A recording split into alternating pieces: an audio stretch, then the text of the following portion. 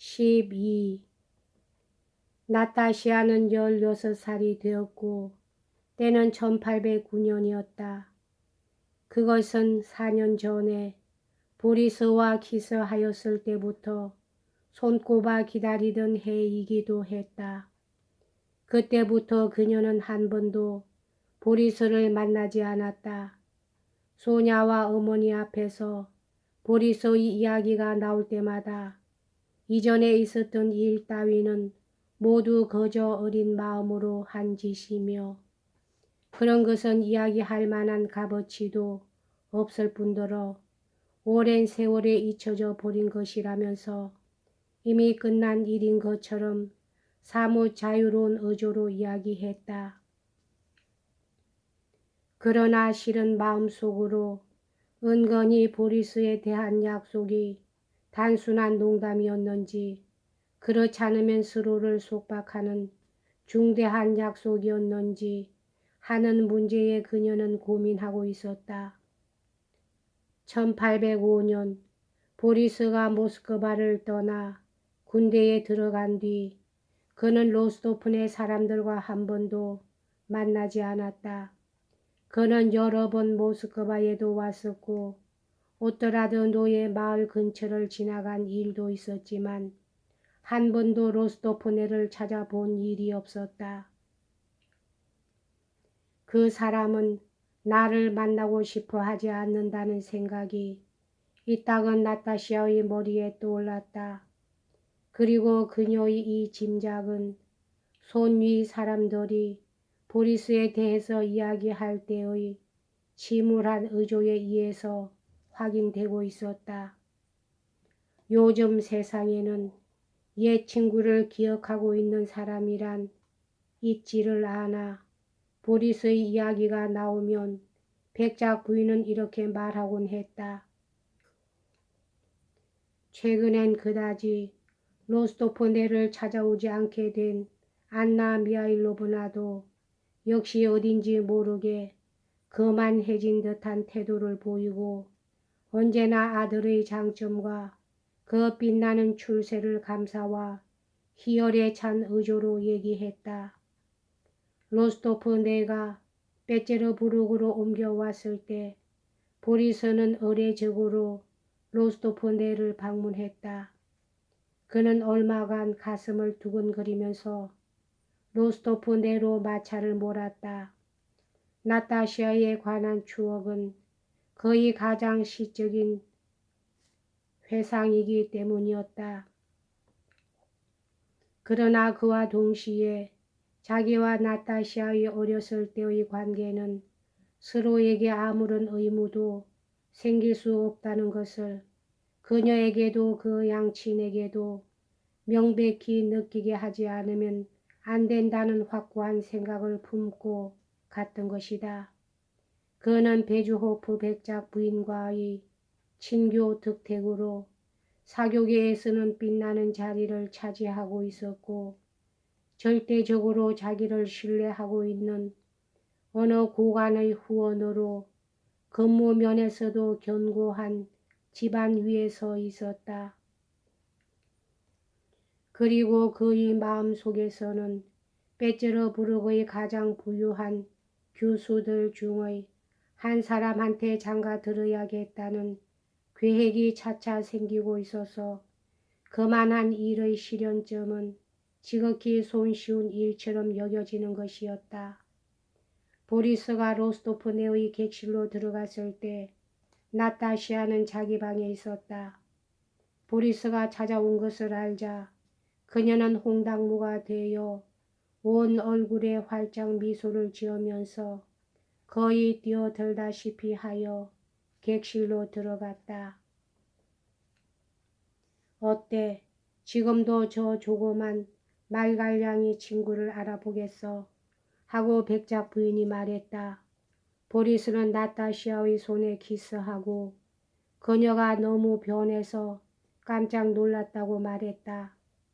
보리스의 기억 속에서 미소를 짓고 있는 것은 짧은 옷을 입고 앞머리 밑으로 새까만 눈을 반짝이며 어린애 같은 어리광스러운 웃음을 흩뿌리고 있는 4년 전의 나타시아였다.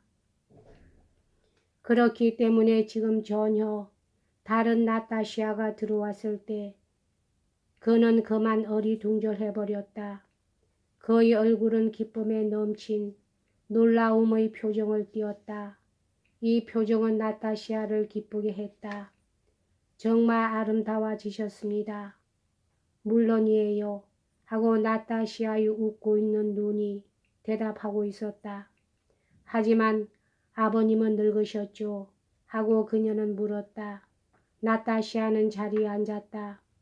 그러나 어머니와 보리스의 이야기에는 끼어들지 않고 자기의 어렸을 적 연인을 세세한 점까지 잠자코 관찰하고 있었다. 보리스는 이 집요한 부드러운 시선의 무거움을 느끼고 이따금 그녀 쪽을 돌아보았다. 보리스의 군복도 박차도 넥타이도 머리 모양도 모두가 최신 유행의 아주 더 말할 나위 없는 것이었다. 나타시아는 그것을 곧 알아챘다. 그는 백작 부인 곁의 안락의자에 조금 옆으로 앉아서 왼손에 낀 꼭 맞는 조금도 더러워지지 않은 장갑을 오른손으로 만지면서 유달리 세련된 모습으로 입술을 깨물면서 빼째려 부르고 상류 사회의 즐거움에 대해서 이야기했다. 그리고 이전의 모스크바 시절 일이며 모스크바의 아는 사람들의 지난 이야기를 겸손한 조소를 섞어가면서 이야기하는 것이었다. 그러나 나타시아에게도 느껴진 것처럼 그가 그러한 이야기를 하는 동안에 최고의 귀족까지 끌어내어 자기가 참석했던 대사의 무도회의 광경이며 NN이나 SS로부터 초대받았던 이야기들을 하기 시작한 것은 절대로 무심결에 한 말은 아니었다. 나타시아는 그동안 줄곧 그를 곁눈으로 바라보면서 말없이 앉아 있었다. 그 시선은 차차 보리소의 냉정을 빼앗고 그를 불안하게 하기에 이르렀다. 그는 자주 나타시아를 돌아다보고는 이야기를 중단하게 되었다. 그는 겨우 한 10분 앉아 있었을 뿐 곧 일어나서 작별 인사를 했다. 여전히 호기심에 찬 도전적인 듯한 얼마쯤 비웃는 것 같은 눈이 아직도 그에게 쏠려 있었다.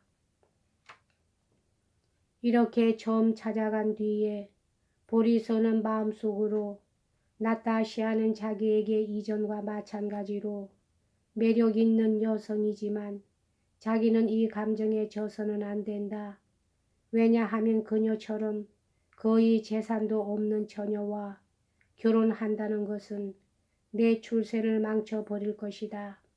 그렇다고 해서 결혼할 목적도 없이 이전의 관계를 되살린다는 것은 점잖지 못한 행위가 될 것이기 때문이었다.